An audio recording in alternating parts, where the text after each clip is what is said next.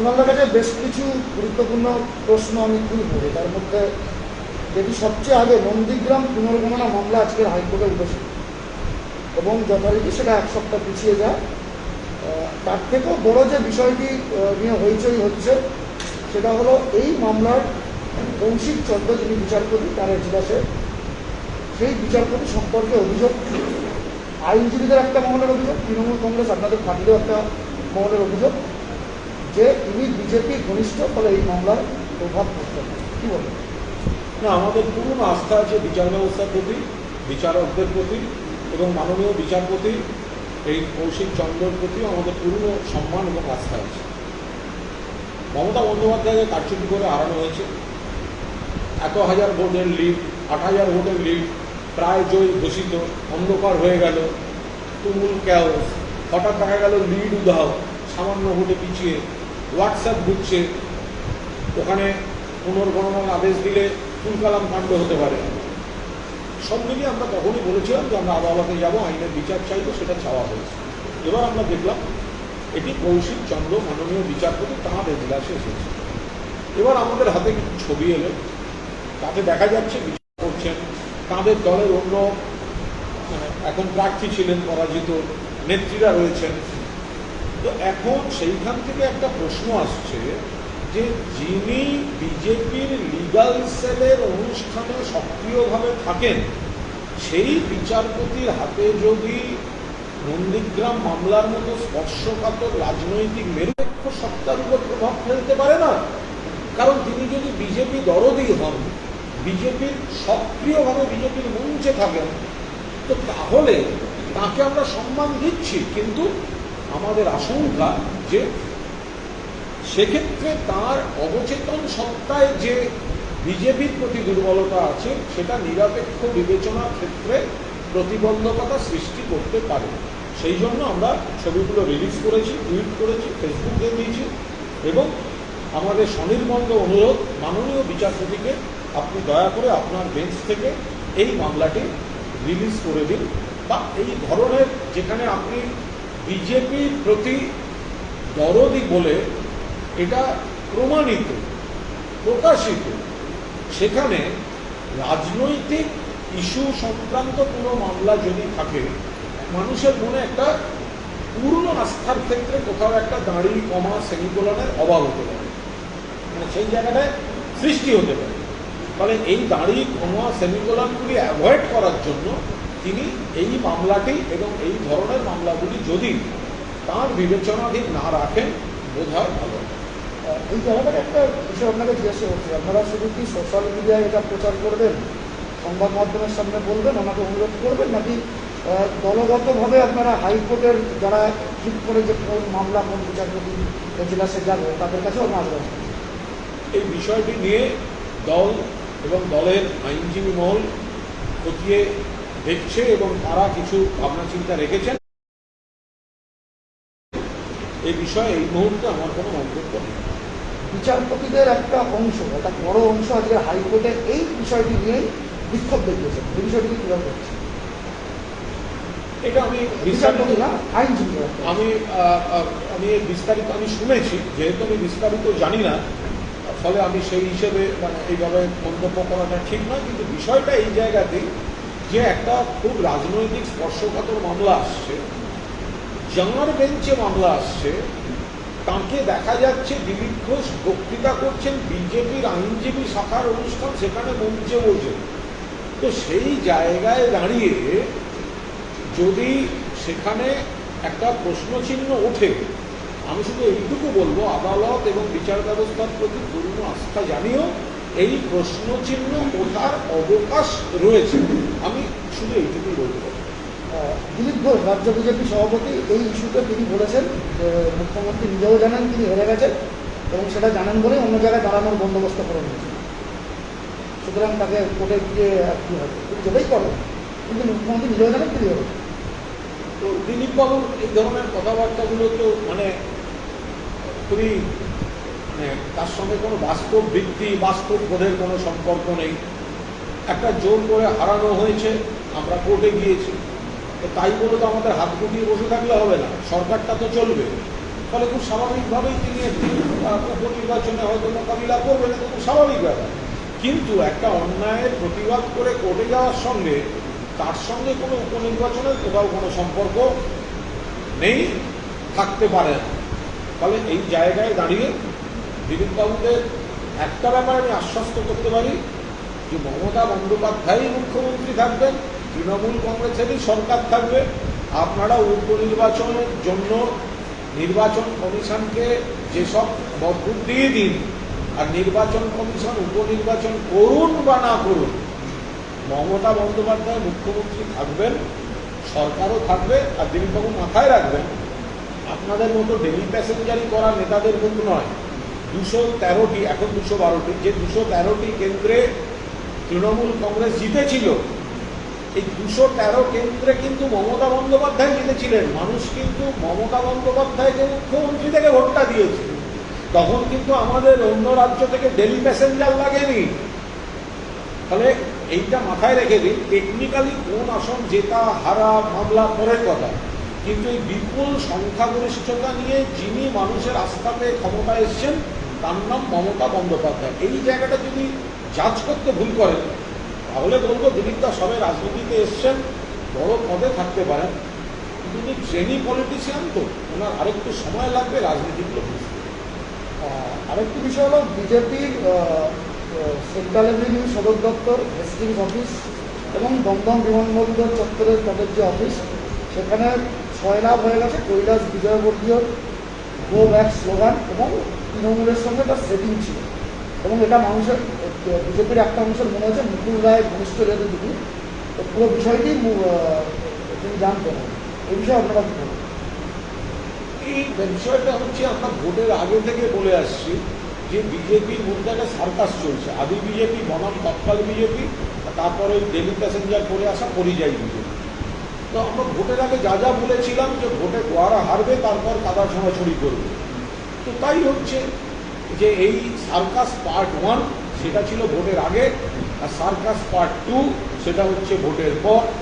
একেবারেই প্রত্যাশিত যে আদি বিজেপি বনাম তৎকাল বিজেপি বনাম পরিযায়ী বিজেপি, এগুলো তো হওয়ারই ছিল। এবং এই রেজাল্ট জানা, কারা কি করেছেন সবাই জানেন। ভোটের আগে দুহাত তুলে নাচছিলেন বিজেপির নেতারা, দেওয়ালে লিখনটা করতে পারেননি, এখন করতে পারছেন। সুতরাং এই ধরনের একটা আচরণ তারা করছেন।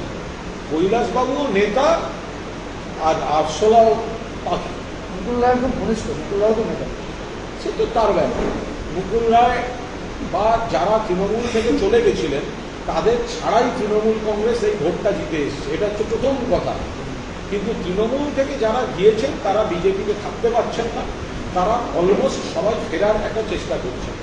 এদের ছাড়াই দল জিতেছে, এরা বিশ্বাসঘাতকতা করেছেন। কিন্তু বৃহত্তর পার্সপেক্টিভে দলনেত্রী যেখানে যেখানে ব্যতিক্রমী কাউকে কাউকে নেয়ার কথা মনে করবেন, রাজনীতিটা এক জায়গায় থেমে থাকে না, একটা ভিশনের ব্যাপার আছে, আগামী দিনের ব্যাপার আছে, বিভিন্ন যুক্তির ব্যাপার আছে, বিজেপিকে দেখিয়ে দেওয়ার আছে তোমাদের সভাপতি সহসভাপতি তোমাদের দলে থাকতে পারে না, এরকম বহু জিনিস আছে। ফলে সেক্ষেত্রে কোনো কোনো ক্ষেত্রে যদি নেওয়ার সিদ্ধান্ত হয়, মমতা বন্দ্যোপাধ্যায় যেটা নেবেন সেটা চূড়ান্ত। কিন্তু তৃণমূল কংগ্রেসের নেতা কর্মী সমর্থক বুথ কর্মী সাধারণ মানুষ দেখিয়ে দিয়েছেন যে ভোটের আগে বড় বড় কথা বলে তৃণমূল থেকে যারা চলে গেছিলেন তাদের ছাড়াই তৃণমূল কংগ্রেস 213টা জিতে সরকার গঠন করতে পারে। ফলে দলকে শক্তিশালী করার জন্য কাউকে দরকার নেই। রাজনীতির নানা মাত্রিক রাজনীতি হয়, এখানে কোনো কারণে মমতা বন্দ্যোপাধ্যায় যাকে বা যাদের মনে করবেন আমরা তার উপর পূর্ণ আস্থা রাখি, আমরা নিশ্চিতভাবে সেটা মনে করি। মুকুল রায় এই যে আপনি বলছেন একটা বড় ভিশন থাকে বা অন্য কোনো চিন্তাভাবনা আছে, এই ভিশনটা কি 2023-এ ত্রিপুরা ভিশন হতে পারে? এ ব্যাপারে কোনো মন্তব্যই করার জায়গায় আমি নেই। তার কারণ হচ্ছে গোটা বিষয়টাই দলের শীর্ষ মহলে আলোচনা চলছে এবং এখানে কোনো কথা বলার, এই বিষয়টা নিয়ে কোনো কথা বলার জায়গাই এখনো তৈরি হয়নি। ঠিক যে মুহূর্তে কোনো সিদ্ধান্ত হবে যেটা সকলকে জানাবার মতো, নিশ্চিতভাবেই মানুষেরা জানতে পারবে, দল সেটা জানবে। বিমান বন্দ্যোপাধ্যায়কে আজকে শুভেন্দু অধিকারী চিঠি দিয়েছেন বিভিন্ন আইনের ধারা উল্লেখ করে, এই পরত্যাগ বিরোধী মুকুল রায় ইস্যু। এটা নিয়ে কি প্রতিক্রিয়া? শুভেন্দু অধিকারী একটা হচ্ছে রীতির ব্যাপার, একটা হচ্ছে আইন কানুনের ব্যাপার। তিনি নিজে তৃণমূলের দলের সমস্ত রকম সম্মান, পদ, সরকারি মন্ত্রিত্ব সমস্ত কিছু এনজয় করার পর ভোটের আগে তিনি বিজেপিতে গেলেন। এটা নীতির দিক থেকে অত্যন্ত খারাপ বিষয়। এবার আসা যাক দলত্যাগ বিরোধী আইন। দলত্যাগ বিরোধী আইন কদিন আগে দেখলাম শুভেন্দু রাজভবনের ওই বারান্দায় ঘুরঘুর করছে, আর ওই বিজেপির জেঠু জগদীপ ধনকর বলছেন আমি দেখবো যাতে দলত্যাগ বিরোধী আইন। রাজ্যপালের আওতাতেই পড়ে না গোটা বিষয়টা, ওটা স্পিকারের বিষয়। বিধানসভায় স্পিকার, লোকসভায় স্পিকার, রাজ্যসভায় ডেপুটি চেয়ারম্যান বা চেয়ারম্যান। তো এই জায়গায় দাঁড়িয়ে এনাদের হাতেই পড়ে। বেশ, এবার শুভেন্দু স্পিকারকে দিলেন। এবার শুভেন্দুর মনে হয়েছে তিনি কয়েক পাতা চিঠি লিখেছেন, আইনের পথে চলবে। আমার শুধু বক্তব্য যে শুভেন্দু যদি দলত্যাগ বিরোধী আইন নিয়ে এতটা জ্ঞান শুভেন্দু অর্জন করে থাকে, তাহলে এদিকে ওদিকে ঘুরঘুর না করে বাড়িতে গিয়ে আগে বাবাকে শেখার না আইনটা। ওর বাবা শিশির অধিকারী শ্রদ্ধেয় নেতা, বয়স্ক নেতা। মমতা ব্যানার্জির দয়ায় তৃণমূল কংগ্রেসের প্রতীকে তৃণমূল কংগ্রেসের কর্মীদের উপর ভর করে কাঁথি থেকে লোকসভায় গিয়েছেন, আর ভোটের আগে তিনি চলে গেলেন বিজেপিতে জয়েন করতে। তো তাঁর বিরুদ্ধেও তো লোকসভা স্পিকারকে চিঠি দেওয়া আছে, তাঁর তো আগে খারিজ হওয়া উচিত। তো শুভেন্দু আগে ঘর থেকে চ্যারিটি বিগিনস অ্যান্ড হোম, তো ওখান থেকে শুরু করুন না। তো এখন ওর বাড়িতে গিয়ে বাবাকে বোঝাক যে বাবা দেখো আমি মুকুলদারের কাছে চিঠি লিখছি, কিন্তু একটা বিরাট নীতি প্রতিষ্ঠা হবে, তুমি যদি আগে রিজাইনটা করে দাও। তো বাবা রিজাইন করছে না, ছেলে এখানে জ্ঞান দিতে আসছে, এটা কোনো কাজের কথা হলো। তিনি বলছেন আপনারা কোথাও প্রমাণ করতে পারবেন না যে শিশির অধিকারী বিজেপিতে জয়েন করবেন। আমরা বলছি তো যে এগুলোই তো মায়ার খেলা, তো তাদের আবার নীতির কথা। আরে ভাই, হিম্মত থাকলে ইস্তফাটা দিয়ে দিক না। তুমি বিজেপির মঞ্চে গেলে, ভোটের আগে গেলে, তৃণমূলের বিরুদ্ধে কুৎসা করে বেড়ালে, বিজেপির নির্বাচনী সভায় গেলে, তো এতটুকু হিম্মত নেই যে তুমি বলতে পারছো আমি বিজেপিতে জয়েন করেছি। তো যদি এইভাবে চূড়ান্ত কাপুরুষোচিত হয় তার বাবা, কাপুরুষের ছেলে আর কি হবে? তার তো এই দল থেকে ও দল, সে দল থেকে ও দল, তো ও ছাড়া আর কি হবে এর থেকে?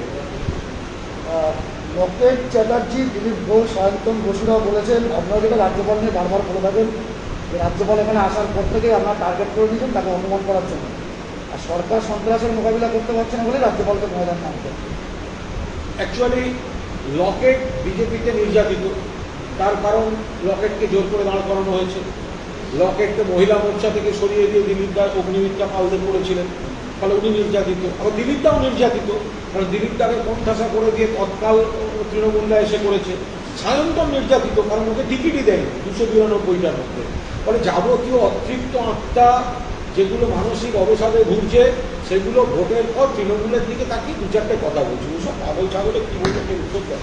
একদম লাস্ট একটি প্রশ্ন, শতরূপ ঘোষ বাম নেতা, সিপিএম নেতা, আজকের কটাক্ষ করে বলেছে যে আপনারা যেটা দুয়ারে সরকার বলছেন, বিভিন্ন প্রকল্প নিয়ে দুয়ারে যাওয়ার কথা বলছেন, সেটাকে কটাক্ষ করে বলেছে এটা দুয়ারে সরকার না, ভাগাড়ে সরকার, আর দুয়ারে রেল বলে।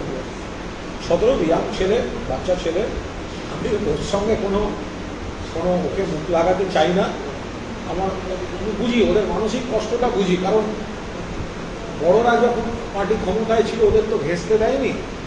পার্টিটা যখন এফিডেভিট করে চলে গেল, কীরকম কি ভারতের কমিউনিস্ট পার্টি মার্ক্সবাদী ছিল, এখন হয়ে গেছে ভারতের কমিউনিস্ট পার্টি আর্যভট্টবাদী। কেন না? শূন্য পেয়েছে, শূন্য আবিষ্কার করেছিলেন, সেই জন্য ভারতের কমিউনিস্ট পার্টি আর্যভট্টবাদী। এবং এইটাকে বয়ে বেড়াতে হচ্ছে তো আজকের ছেলেদের। ফলে শতরূপদের একটা মানে কষ্ট থাকে, যন্ত্রণা থাকে, আমি সেটা বুঝি। এখন কি করবে বেচারারা, দলটা অপ্রাসঙ্গিক হয়ে গেছে। আমার বলে জোট, আরে শূন্যর সঙ্গে শূন্যকে গুণ করলে, যোগ করলে শূন্যই হয়। বলছে জোট, আলোচনা চলছে কংগ্রেস আর বামেরা থাকবে কি থাকবে না, থাকলেই বাকি, না থাকলেই বাকি। শূন্যর সঙ্গে শূন্য যোগ করলে শূন্য, শূন্যর সঙ্গে শূন্য গুণ করলে শূন্য। ওদের গোটা দর্শনটা হয়ে গেছে আর্যভট্টবাদী। ফলে ওরা ইয়াং ছেলে, ঠিক আছে কিছুদিন ক্লাব টাপ করুন, ব্লাড ডোনেশন যেগুলো তৃণমূলের ছেলেরা প্রচুর করছে, ওই ক্লাব টাপগুলো করে আসুক, রাজনীতি আবার পরে বছর 10-15 বাদে ছোটোখাটো কাউন্সিলর লেভেল বেড়ে দেয়। শতরূপ ঘোষ এখন কার্ল মার্কসের বই ছেড়ে কুণাল ঘোষের বই পড়ছে। তাতেও উন্নতির সম্ভাবনা আছে, তাতেও উন্নতির সম্ভাবনা আছে এবং আমি আশা করি যে বইয়ের মধ্যে থেকে অনেক কিছু শিখতে পারবে, লড়াই কাকে বলে এবং পার্টির মধ্যে ইস্যুভিত্তিক মতপার্থক্য থাকলেও কী করে পার্টিতে থাকতে হয়, কত রকম কিছু সহ্য করে দাঁড়িয়ে থাকতে হয় এবং মানে বাস্তবের মাটিতে পা রেখে কথা বলতে হয়। আমার মনে হয় শতরূপ আমার বইটা পড়ছে, আমি লেখক হিসেবে আমি ওকে ধন্যবাদ করি। আদর্শ কাজ দিয়ে পড়ছে, যাতে একটা শব্দ বাদ না যায়। ভালো পড়ুন। একেবারে আমরা কথা বলছিলাম তৃণমূল কংগ্রেসের রাজ্য সাধারণ সম্পাদক কুণাল ঘোষের সাথে। মূলত আজকের আমরা যে বিষয়টি নিয়ে আলোচনা করলাম, অনেকগুলো ইস্যু নিয়েই তাকে প্রশ্ন করেছিলাম, কিন্তু মূলত নন্দীগ্রাম পুনর্গণনার মামলা আজকে হাইকোর্টে উঠেছিল। বিচারপতি কৌশিক চন্দ্রের এজলাসে কিন্তু বিভিন্ন মহল থেকে একটা অভিযোগ আসছে, কৌশিক চন্দ্র বিজেপি ঘনিষ্ঠ, আইনের প্রতি সবাই ভরসা রাখছে, কৌশিক চন্দ্রের প্রতিও সবাই ভরসা রাখছে, কিন্তু এই মামলাটি যদি কৌশিক চন্দ্রের এজলাসে হয় তাহলে তাতে প্রভাব করলেও করতে পারে বলেই মনে করছেন আইনজীবী। সোমনাথ, আমি আর একটা জোর করতে পারি? হ্যাঁ, বলুন। ইদানিং খুব একটা ফেসবুকে মূলত খুব ধরে অমুক ভলেন্টিয়ার্স অমুক এইসব করোনা ইত্যাদি যেন সমাজসেবা। আমি বলছি তৃণমূল কংগ্রেসের সর্বস্তরের কর্মীরা, তাদের শাখা সংগঠন, ছাত্র, যুব, গণসংগঠনগুলি, তাদের কর্মীরা যেভাবে দিন রাত কাজ করছে, তাতে কোথায় কোন পার্টি লাল, গেরুয়া, অমুক, ভলেন্টিয়ার্স এই সস্তা চমকগুলো যেন না দেয়। রাত্রেবেলা কাকে দরকার, তাকে তুলে নিয়ে হসপিটালে যাওয়া, কোথায় খাবারের শিবির, কোথায় ত্রাণ শিবির, এগুলো নিরলসভাবে তৃণমূল কংগ্রেস এবং তার গণসংগঠন এবং বিভিন্ন ক্লাব, বিভিন্ন অরাজনৈতিক সংগঠন যেগুলো তৃণমূল কংগ্রেসের কর্মীরা নামে যুক্ত, সেগুলো কিন্তু করে চলেছে। ফলে হঠাৎ একটা হুজুগ তৈরি হচ্ছে, এটার একটা প্রবণতা হচ্ছে এটা কারণটা কি, কেন দেখাতে হচ্ছে রেড ভলেন্টিয়ার্স? তারা কি জানেন না? হ্যাঁ, তারা কোথাও তো কাজ করছেন। প্রথমত ওরা খুব দুর্বল হয়ে গেছে, তাহলে তো জিততেন যদি দুর্বল না হতো। কোথাও কাজ করছেন, কেন রেড ভলেন্টিয়ার্স করতে হচ্ছে? তৃণমূলকে তো ব্লু ভলেন্টিয়ার্স করতে হচ্ছে না, ট্রাই কালার ভলেন্টিয়ার্স করতে হচ্ছে না। তৃণমূল কংগ্রেস তৃণমূল কর্মীদের ব্যানারে করছে, তৃণমূল কংগ্রেস কর্মীদের কোনো ক্লাব বা সমাজসেবী সংগঠনের ব্যানারে করছে। রেড ভলেন্টিয়ার্স করতে হচ্ছে কারণ সিপিআইএম নামটা মানুষ নিচ্ছে না, ফলে এনজিও বা ক্লাবের ব্যানারে তাদের এক্সিস্টেন্সটা রাখতে হচ্ছে আর ভাব দেখাচ্ছে কাজ করছে। সিপিএম নামটা ব্যানারে থাকলে তার নিচে দাঁড়াতে লোকের লজ্জা পাচ্ছে। তৃণমূলের ক্ষেত্রে সেই প্রবলেমটা নেই, সেই জন্য এই লাল ভলেন্টিয়ার, গেরুয়া ভলেন্টিয়ার, অমুক ভলেন্টিয়ার, রামধনু ভলেন্টিয়ার, তৃণমূল পরিবারটাই মানুষের স্বার্থে ভলেন্টিয়ার। তৃণমূলের পতাকা মমতা ব্যানার্জি অভিষেকের ছবি রেখে সামনে কাটতে হবে। আচ্ছা, তাহলে একটা প্রশ্ন আমি জাস্ট একটু মিস করে গেছি, আপনাকে জানার খুব দরকার। মিঠুন চক্রবর্তী নিয়ে একটি মামলা হয়েছে, বেঙ্গল সিটিজেন্স ফোরাম বলে একটি সংগঠন, তাদের এক সদস্যই মামলাটি করেছেন এবং মিঠুন চক্রবর্তীকে প্রশ্নের সম্মুখীন হতে হয়েছে। এই বিষয়টি নিয়ে দলগতভাবে আপনারা কি বলবেন? দলগত কোনো বিষয় নেই। মিঠুন চক্রবর্তী বিজেপি কি করেছে? ভোটের আগে ক্ষমতায় আসছি ধরে নিয়ে সারা বাংলায় প্ররোচনা দিয়েছে, তাদের কর্মীদের উত্তেজিত করেছে। মিঠুন চক্রবর্তী ব্রিগেডে প্রধানমন্ত্রীর সভা থেকে আরম্ভ করেছে মারবো এখানে লাশ পড়বে শ্মশান, এক ছবলেই ছবি, জল ঢোড়া নয় গোখর। এবার ওনাকে বললেই সারা বাংলায় ঘুরে ঘুরে এইগুলো বলেছে, বেছে এই 3টে সংলাপ বলেছে, মারবো এখানে লাশ পড়বে সকালে। সব ওনার মতো উচ্চতার মানুষ যদি ওইভাবে এরকম একটা সেন্সিটিভ ভোটের আগে এইসব ডায়লগ দেন, তো বিজেপি কর্মীরা উত্তেজিত হবে না? অসভ্যতা করেছে। এখন উনি বলবেন এটা তো আমার ফিল্মের সংলাপ। এখানে আমার একটা প্রশ্ন আছে, মিঠুনদা 328টা ছবিতে অভিনয় করেছে, বিবেকানন্দের ছবিতে অভিনয় করেছেন, রামকৃষ্ণদেবের ভূমিকায় অভিনয় করেছেন, ওই যতমন ততপদ বললেন না তো। ওনার অন্য কোনো সংলাপ যেটা মানুষের কাজে লাগে তো বললেন না, তাহলে মারবো এখানে লাশ পড়বে শ্মশানে বললেন কেন? ফলে যে উত্তেজনা বিজেপি ছড়িয়েছে তার অন্যতম অপরাধী বা অভিযুক্ত হচ্ছে মিঠুন চক্রবর্তী। যদি বাংলা সিটিজেন্স ফোরামে মামলা বা অভিযোগ যারা করেছেন, মৃত্যুঞ্জয় পাল, তার আইনজীবী অয়ন চক্রবর্তী যারা করেছেন, বেশ করেছেন, এবং মিঠুন চক্রবর্তীকে এর জবাব দিতে হয়েছে। বাকি আইনের কথা চলবে। একেবারে আমরা বিভিন্ন বিষয় নিয়ে কথা বলছিলাম। মিঠুন চক্রবর্তী কেনই বা যত মত তত পথ তিনি বললেন এবং এমন সংলাপগুলি বললেন যেগুলো কিন্তু প্ররোচনামূলক বা উস্কানিমূলক বলেই মনে করা হচ্ছে। এবং মঞ্চে দাঁড়িয়ে মিঠুন চক্রবর্তী এটাও বলেছেন, আমি মিঠুন চক্রবর্তী বলছি, আমি যেটাই বলি সেটাই বলছি। সুতরাং মিঠুন চক্রবর্তীটা তার বাস্তবের নাম, তার সিনেমার নাম নয়। ফলে এটা ধরেই নিতে হবে তিনি বাস্তবের জায়গা থেকেই কথাগুলি বলছেন, এমনটাই মনে করছে যারা মামলাকারী তারা। এর বাইরে কৌশিক চন্দ্র তাদের কাছে অনুরোধ তৃণমূল কংগ্রেসের মুখপাত্র বা তৃণমূল কংগ্রেসের পক্ষ থেকে যে এই মামলা যাতে প্রভাব না পড়ে বা এই মামলা নিয়ে যাতে কেউ প্রশ্ন তুলতে না পারে, সুতরাং নন্দীগ্রাম মামলাটা তার নিজে থেকেই সরে যাওয়া উচিত। এই খবরেই আমরা থাকবো, দেখতে থাকবো, সঙ্গে থাকুন। এই মুহূর্তে সবচেয়ে বড় বিশ্ব নমস্কার।